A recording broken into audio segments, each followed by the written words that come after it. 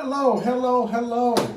My name is C.C. Richards. And I'm Dr. Solina Richards. Welcome to the Conversation Corner.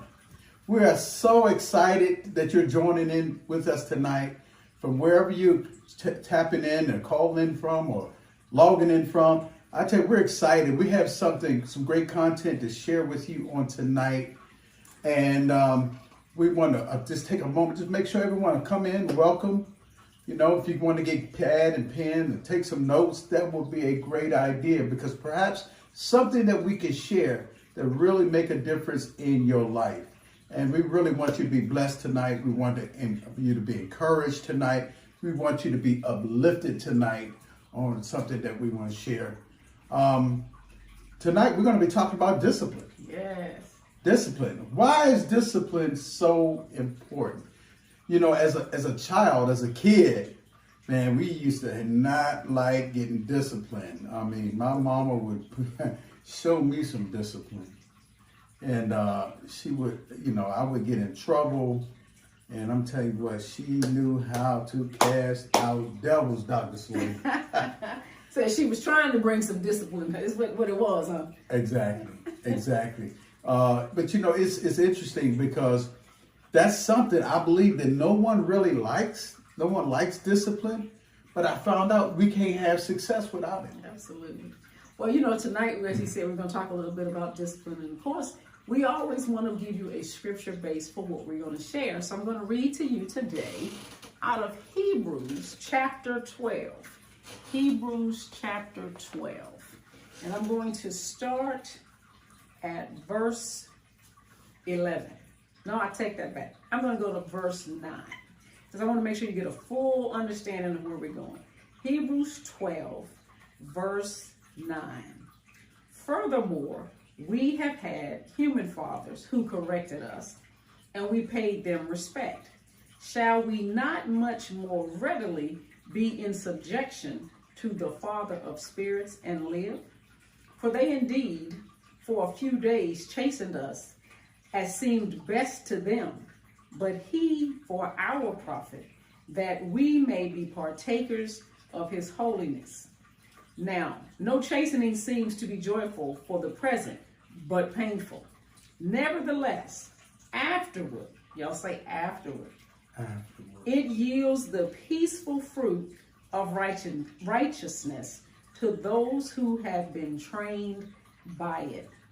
Therefore, strengthen the hands which hang down and the feeble knees, and make straight paths for your feet, so that what is lame may not be dislocated, but rather be healed.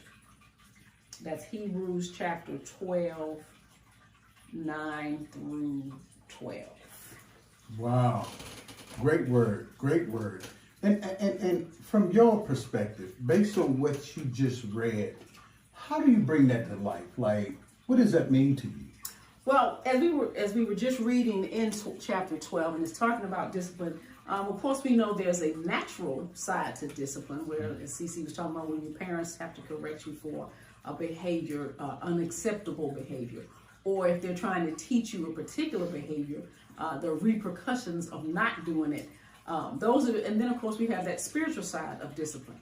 For example, when you think about your discipline from a spiritual perspective, you should be engaging and indulging in your word on a regular basis. Now, everybody's schedule is different, so you may not be able to read early in the morning, or you may have a full day with family and children or work or other responsibilities. And so you may have to figure out what that best time for you to engage in your word. Or if you're talking about going to the gym, or if you're talking about spending time to build a relationship, that discipline is necessary so that you can do that. Now, I've said 1,000 times before, I'm not a morning person. So some people wake up early in the morning to discipline themselves or have the discipline.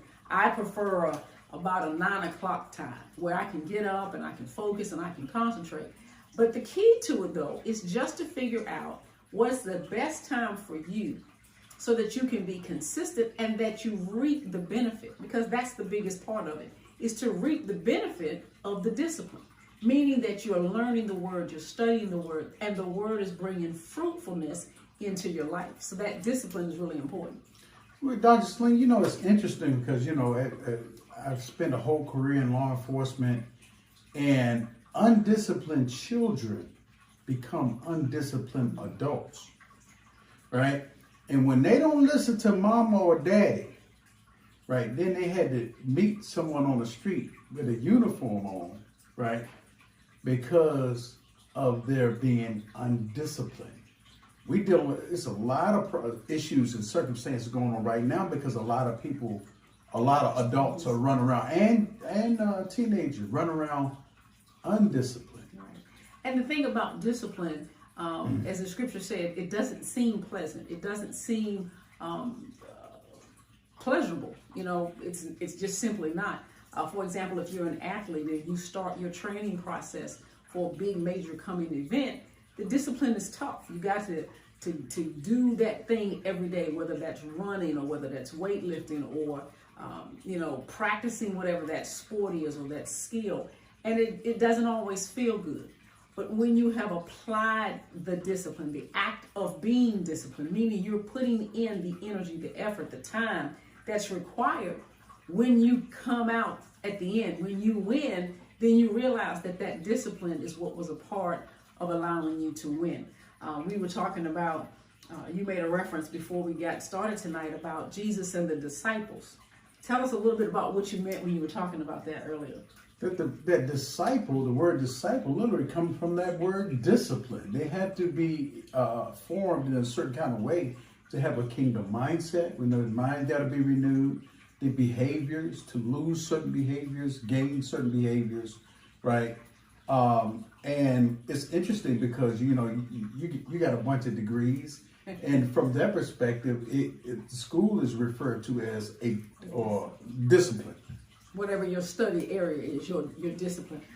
It's funny, I was having a conversation with someone earlier today, and for many of you around the country, homecoming has started. The various schools are having their homecoming activities.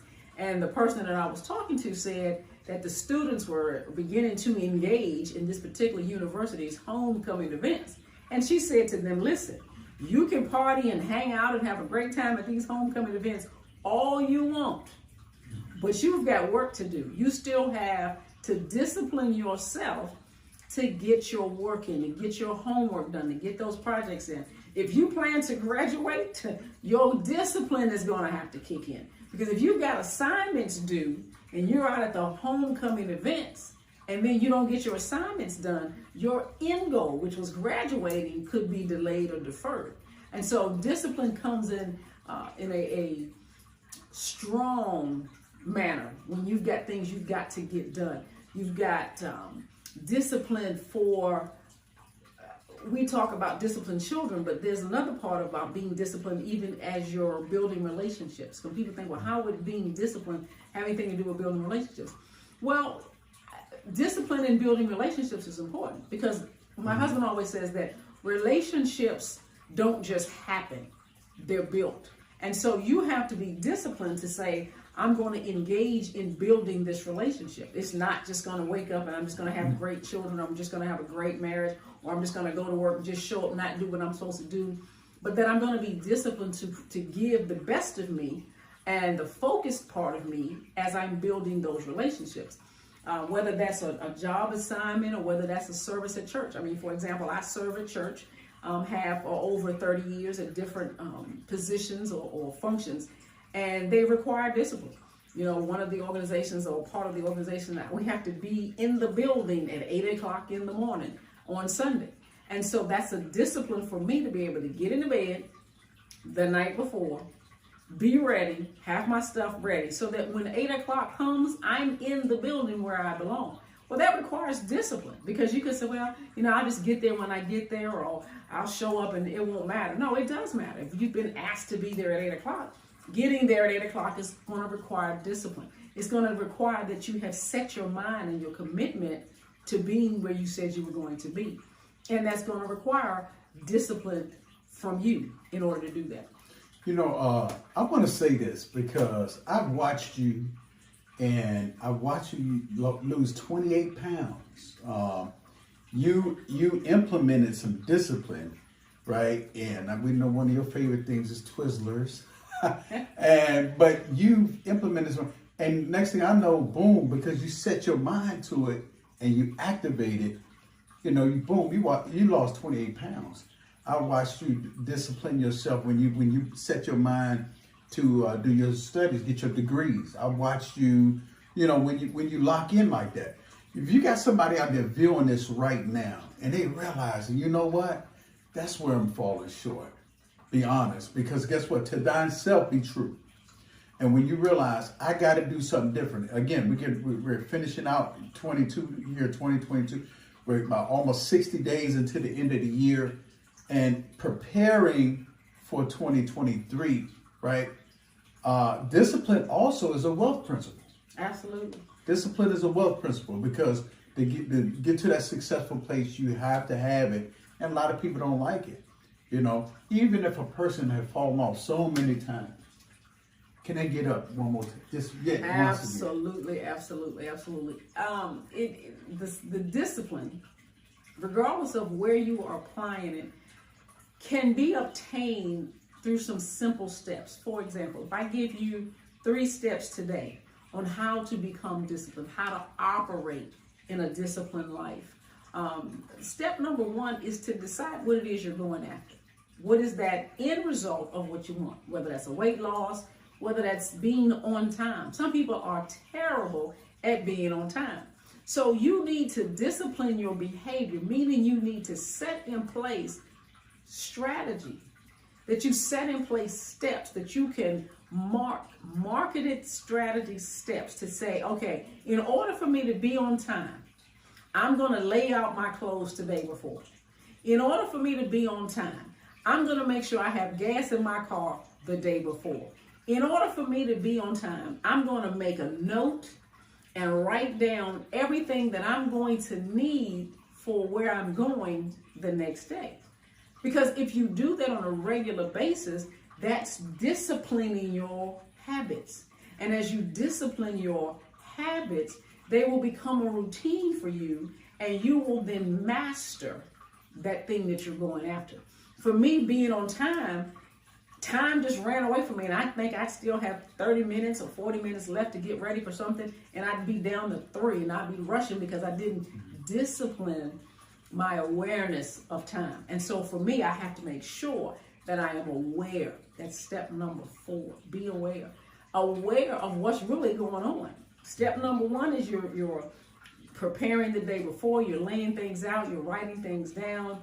You're aware of what time it really is, so that you can be on time. So because when you're on time, then you can have peace and flow in whatever it is you're going to do. You're not stuck in traffic and now you're panicking and you're forcing yourself to have to speed.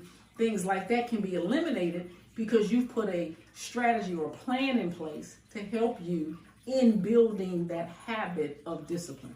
He mentioned the weight loss. Well, I had a plan in action that I had to stick to day in and day out and day in and day out until I got to where I was trying to go.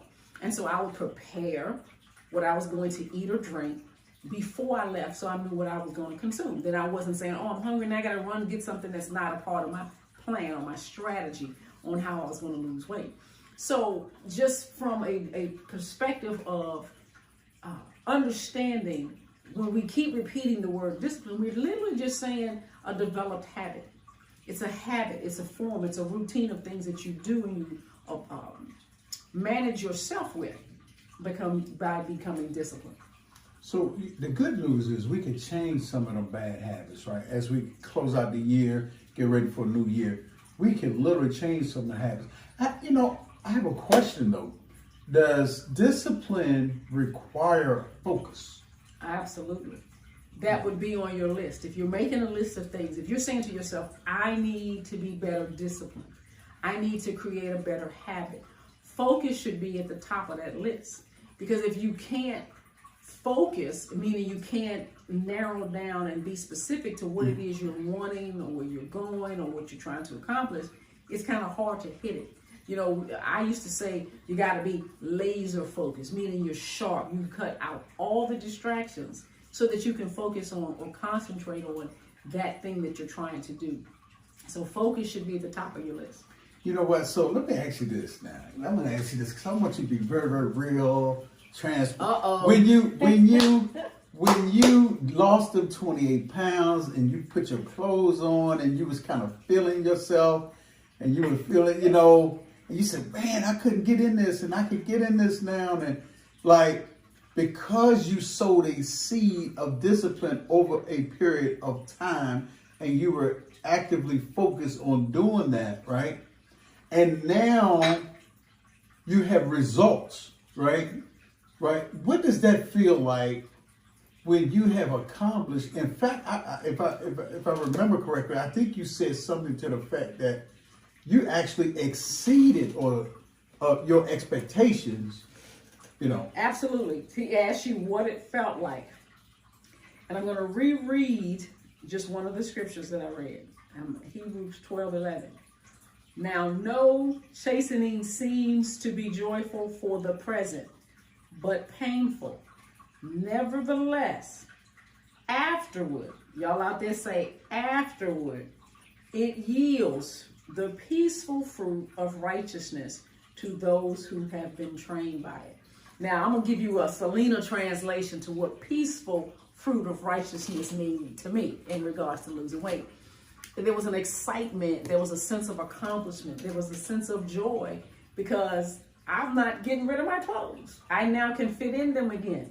And so whether that is the pursuit of weight loss or the pursuit of a new skill, say you want to get a new job and you're going to discipline yourself, meaning you're going to create a habit, thus a routine that will allow you to obtain that skill to get that new job. Now just imagine, the class is an 8-week class, you focus, you've read your homework, you've applied yourself, you've done what you were supposed to do. You turned off the TV and did your homework and you passed that course and you got that certification. Then you applied for that job and you get it. That will be a sense of joy and excitement to you because you created the strategy of being focused. You created the habit of setting aside 2 hours every day to make sure you studied and got your homework done or got the coursework done. And now you have the job. So you're elated because you got what you were going after. So that righteous fruit, I'm just using that as an example, brings you the excitement because you got what you were going after. I want to be very, very transparent as well. I've fallen off a lot when it comes to my exercise, my weight. Some people, they laugh and say, listen, I don't have an issue losing weight. My issue is I keep finding it. And when I find it, they have friends with it. You have friends with it. And so when it comes to discipline, this is something that we all, in some areas of our life, that it affects us all somehow, right? But the good news is, if we fall off, we can get back up again by the grace of God. Hallelujah. I'm glad we can get back up again because I know I got some things I'm working on to get better, applying that discipline so that I could get those results that you were talking about. So I could have those success stories that you were talking about. So I could feel better about, because that's what progress really is. Success really is progress, even incremental. Because I remember when you first started losing weight, I think you lost 2 pounds. And you were 2.5 pounds. 2.5 pounds. And then 5 pounds. Yeah. And I thought, is this it? But then I got excited because I thought, well, that's 5 less pounds you have to lose. Right. And so when you talk about that moment of falling off, I would suggest that you make someone close to you, that maybe it's your spouse or maybe it's a good friend, maybe partner up with someone if you're studying at the same time. Or maybe you're studying one set of material, or maybe they're just reading their Bible. But say, let's read together for 2 hours. We can start reading, and then at the end of 2 hours, or maybe at the first hour, we check in. Hey, you still reading? Yep. Thumbs up. Keep going. Or if it's a weight loss program, partner up with someone and say, you know what? Let's go for a walk together. Because you just have some company, and it doesn't seem so tedious because you're doing it with somebody else. If you're going to build or do some other projects, that partnership can help you to have some company while you're doing it. then you have somebody to celebrate with when it's all said and done. Now, doesn't mean you can't do it by yourself. If you have to walk by yourself, then walk by yourself. Put some headphones on and get out there and get moving. If you got to read by yourself, get that book cracking, sit down, turn the TV off, unplug your phone, do whatever you have to do and get it done. Because you have to be focused, like he said earlier, but you also have to be committed. As part of being disciplined requires commitment. I am giving myself a goal, and I am committing myself to finishing that goal. I'm going to do this. Make a promise to yourself. Say, I promise me that I'm going to lose weight. I've never had a weight problem before. Never in my entire life have I ever had a weight problem. But when I gained weight, I said, I don't know, I don't like this. This is not me, and I'm not comfortable with this. So I promised me that I was going to do this. So promise yourself, I'm going to do this. We, me and you, us, we're going to do this. As you used to say back in the day, me, myself, and I. It's a party of three, and we're going to do this. So be committed in whatever it is you're going after, because that's going to fuel your discipline, your behavior, your habits, as you build those things as you're moving forward. You know, you said something earlier that really struck me. You said there's some practical things that you can do not translate it into pain, like not let the discipline or the things that you need to do to be a painful experience. But you know, when you change the way you see a thing, the way you see a thing will change, right?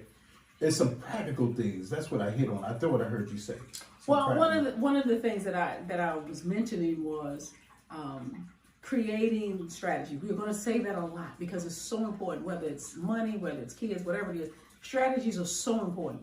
That's how McDonald's runs all around the world, because they have strategies and systems in place. And so, creating a list of what it is you're going after, what needs to be done by a certain day. I need to read so many chapters per week to stay on course or to stay ahead as I'm studying. Those things will help you stay focused if you can't do it with a partner that can help you be accountable. So you're saying if you think it, you do need to ink it? Write it down, it'll help you stay focused. As accountability, wow. It made me think of Habakkuk chapter 2, verse 2. It says, write the vision, make it plain. Right? Write it on tablets.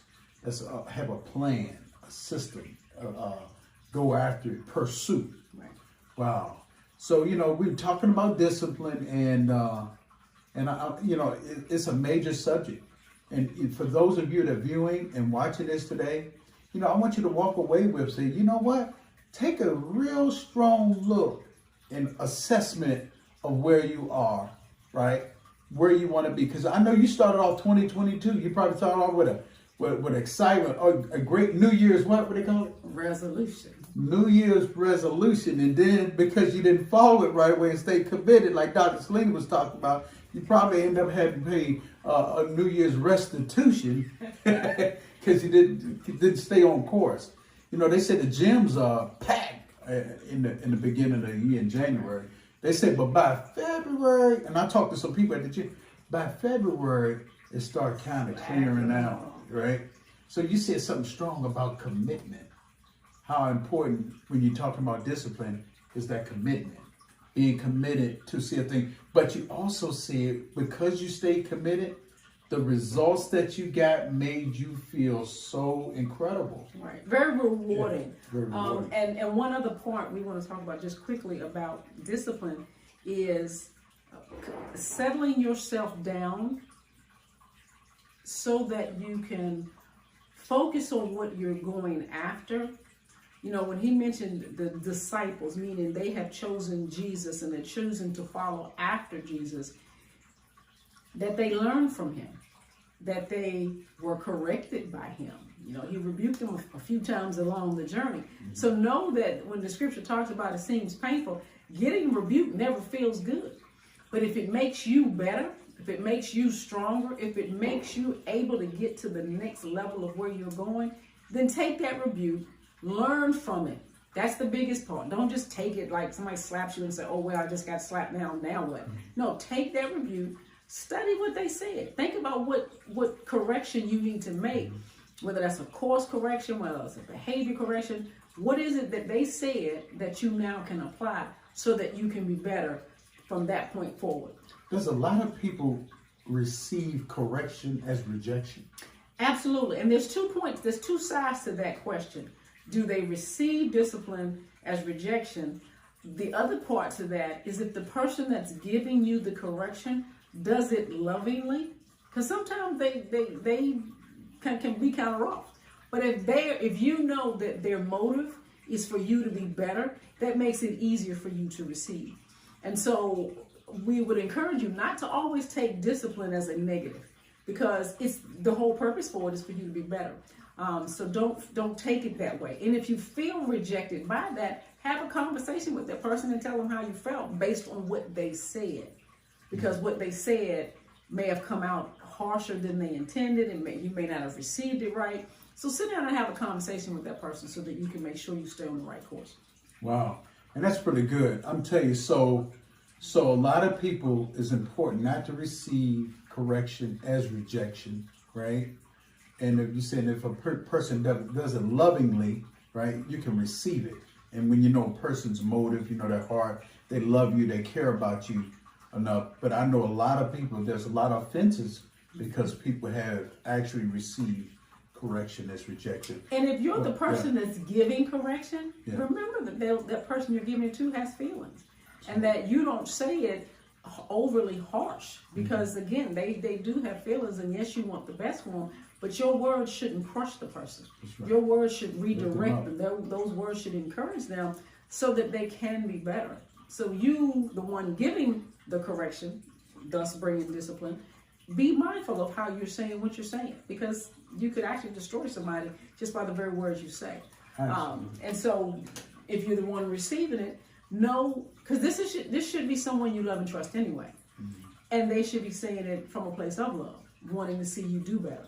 And so just be mindful of that. But I always encourage is that if there's a breakdown, sit down and have a conversation about it. But just remember, as we get ready to close the episode down right now, I want you to know you are greatly loved. We want to help build you up, lift you up, make you stronger, and we want to give God the glory. Absolutely. I want you to understand that better is available. And can they go over to our Conversation Corner page? Jump on over to the Facebook group called The Conversation Corner with CC and Dr. Solina. Come on over, say hi to us, drop in some comments, ask any kind of questions. Just let us know you're out there, because we want to make sure that we serve some positive purpose in your life for those of you that are joining us. Absolutely. And we're so excited. And remember, tune in right here at the Conversation Corner next Tuesday, 7 p.m. Eastern Standard Time. And I'll tell you, we're going to have a great time together. We're going to give God the glory. And just remember, don't forget, better is available right here. Conversation Corner. Y'all have a great week. Yes. And we will see you next week. Yes, next week, right back here. Conversation Right here. Corner. 7 p.m. 7 o'clock in the Conversation Corner.